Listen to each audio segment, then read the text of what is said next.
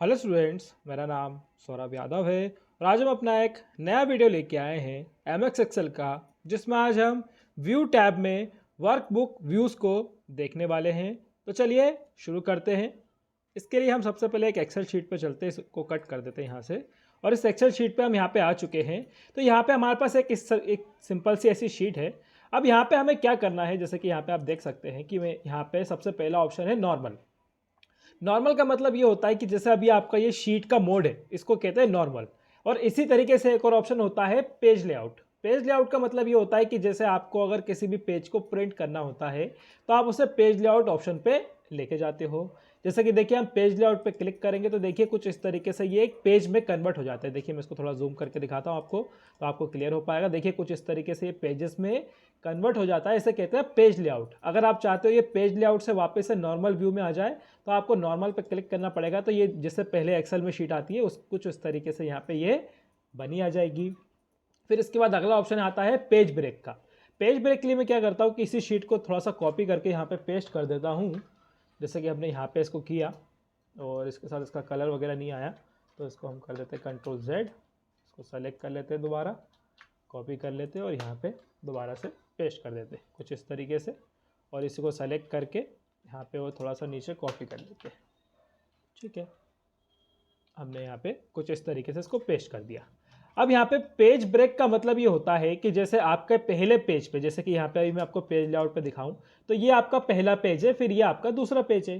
तो आप क्या चाहते हो कि जब आप पेज ब्रेक करते हो, जैसे कि आप नॉर्मल व्यू में हो और पेज ब्रेक करते हो, तो ये आपको पेजेस दिखाता है। देखिए, यहाँ पे आपको दिख सकता है पेज 1 लिखा आ रहा है और पेज यहाँ पे 2 लिखा आ रहा है, कुछ इस तरीके से दिखेगा। और ये जो बाकी की जगह होती है खाली होती है।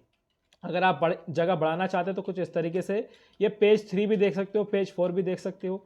ये देखिए, यहाँ पे जो ये प्रिंट वाला एरिया है इसको ऐसे कम ज़्यादा भी कर सकते हो। आपको लगे कि इसको बढ़ाना है, घटाना है, तो आप यहाँ इस तरीके से इसको बढ़ा के घटा भी सकते हो।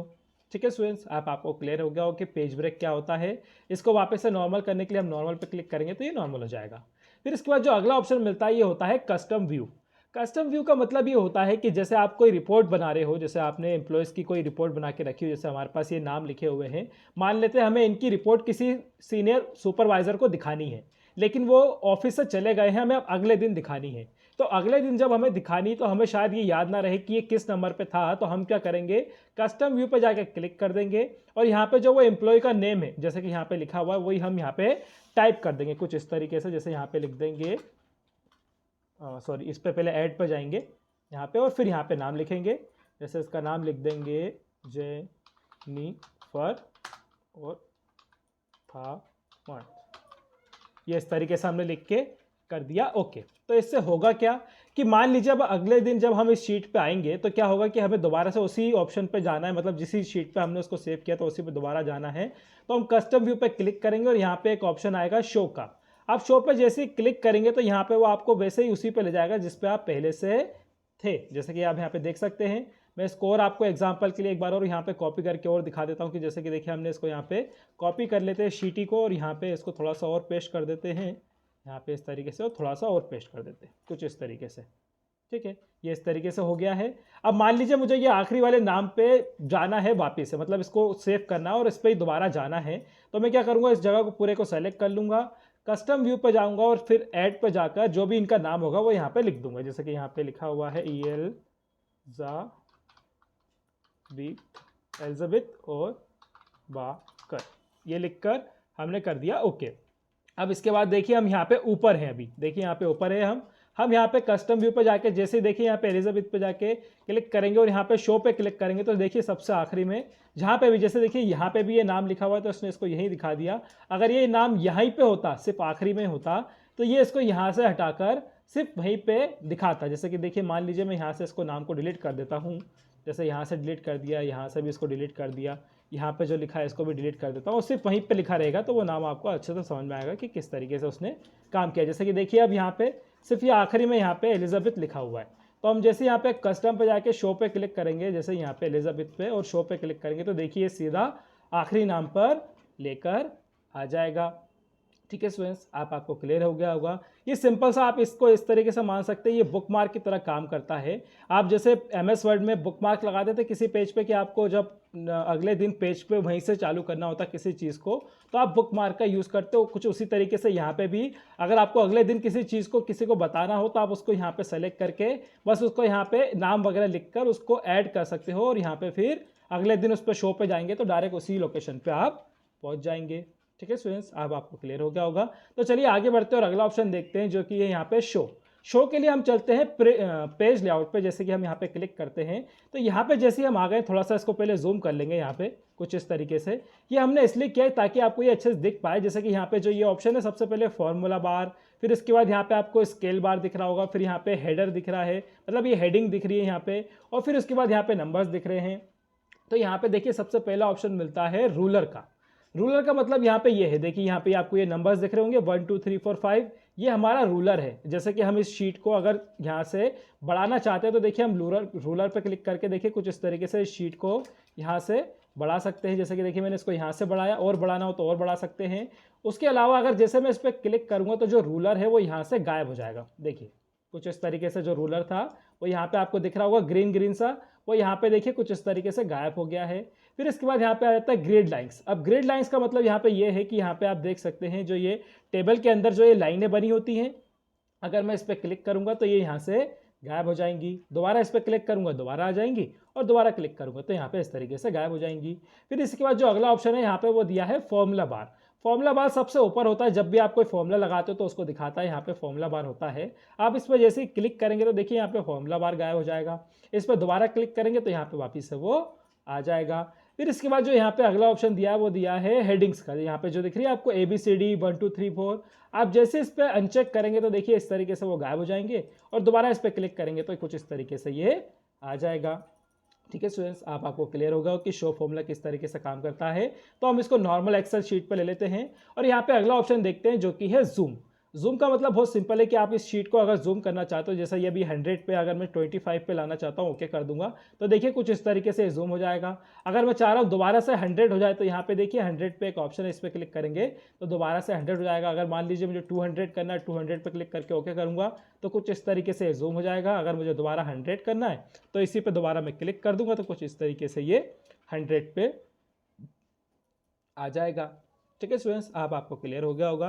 तो चलिए आगे बढ़ते हैं और अगला ऑप्शन देखते हैं। यहाँ पे जूम टू सिलेक्शन लिखा है। जूम टू सिलेक्शन का मतलब ये होता है, जैसे कि मान लीजिए मुझे ये सिर्फ हेडिंग्स वगैरह ही देखनी है, तो हम क्या चाहते हैं कि ये जूम होकर सिर्फ वही दिखाए। तो हम यहाँ देखिए इसको सेलेक्ट कर लेंगे और जूम टू सिलेक्शन पर क्लिक करेंगे तो देखिए कुछ इस तरीके से ये बड़ी सी स्क्रीन होकर यहाँ पे जूम होके आ जाएगा। अगर हम वापस से 100 कर देंगे तो दोबारा नॉर्मल हो जाएगा।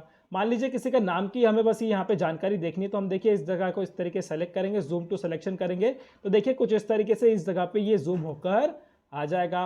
वापस आप 100 पे क्लिक करेंगे तो देखिए वापस से ये नॉर्मल हो जाएगा। ठीक है स्टूडेंट्स, आपको क्लियर हो गया हो कि यहाँ पे वर्क बुक, व्यूज ग्रुप और शो ग्रुप्स और जूम ग्रुप किस तरीके से काम करता है। अब देखिए हम एक एक्सेल शीट पे यहाँ पे आ चुके हैं और यहाँ पे व्यू टैब पे चलते हैं, और यहाँ पे हमें सबसे पहला ऑप्शन मिलता है न्यू विंडो का।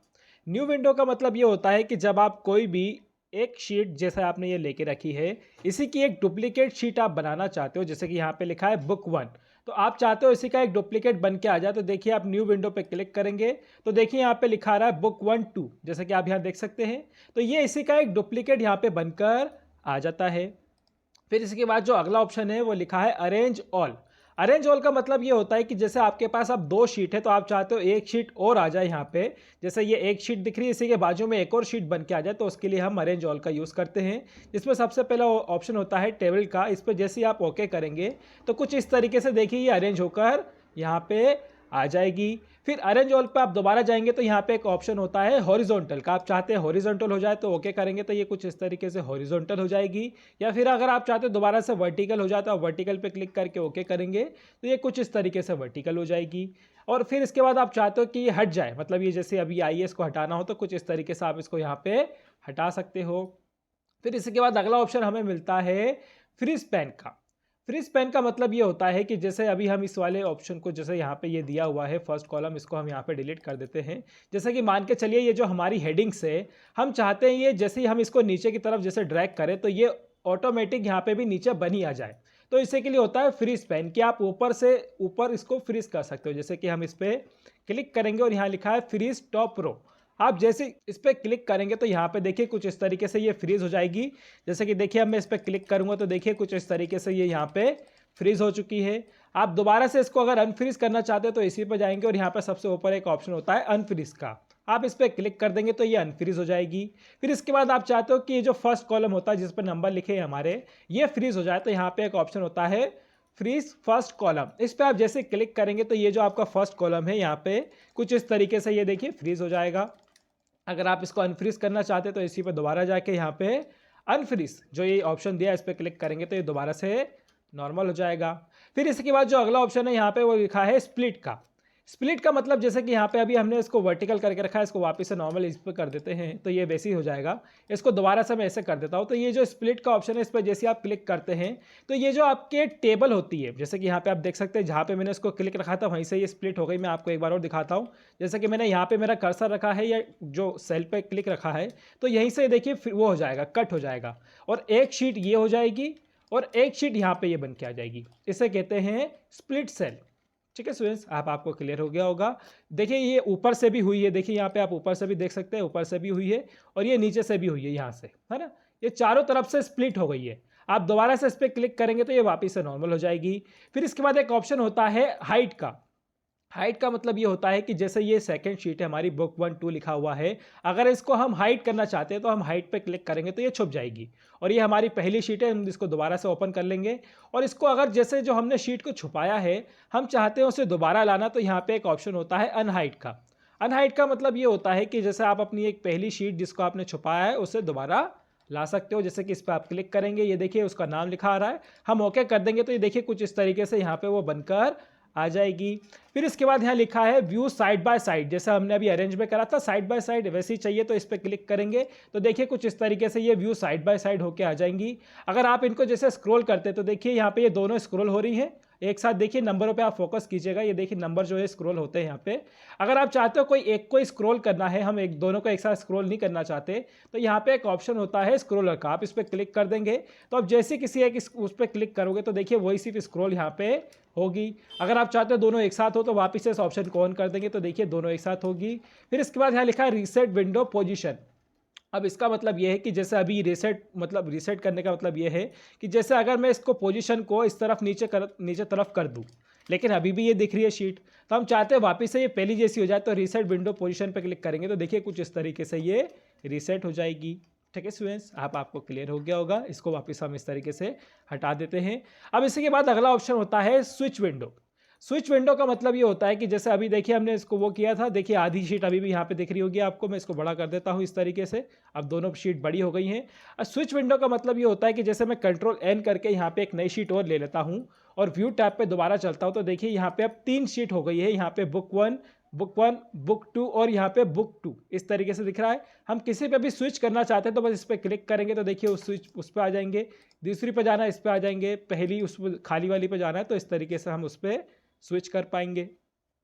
ठीक है स्टूडेंट्स, आपको क्लियर हो गया होगा। तो चलिए आगे बढ़ते हैं और अगला ऑप्शन देखते हैं जो कि है हमारा माइक्रोज ऑप्शन। माइक्रोज ऑप्शन का मतलब ये होता है कि जैसे आपके पास एक ऐसी शीट है जिसमें आपने कोई भी फॉर्मेटिंग वगैरह कुछ करके नहीं रखी है, आप चाहते हो उस पर कोई फॉर्मेटिंग करना और ऐसी ही एक और शीट आपने बना के रखी है उस पर वो फॉर्मेटिंग दोबारा से करना लेकिन शॉर्टकट की मदद से। अब आप सोचेंगे ये क्या हो गया। अब इसका मतलब ये है कि जब आप इस पर कोई फॉर्मेटिंग करेंगे तो वो जो शॉर्टकट की है वो उसे कॉपी करती जाएगी और जब आप इस शीट पर जाकर उसे पेस्ट करोगे तो ये माइक्रोज उसकी सहायता से उसमें पेस्ट कर देगा। जैसे कि देखिए हम इसमें माइक्रोज पे जाते हैं, आपको मैं दिखाता हूँ। यहाँ रिकॉर्ड माइक्रो पे हम जाएंगे और यहाँ पे देखिए माइक्रो 1 लिखा हुआ है, हम यहाँ पे एक शॉर्टकट की दे देंगे, जैसे कुछ इस तरीके से यहाँ पे एक शॉर्टकट की दे देंगे हम।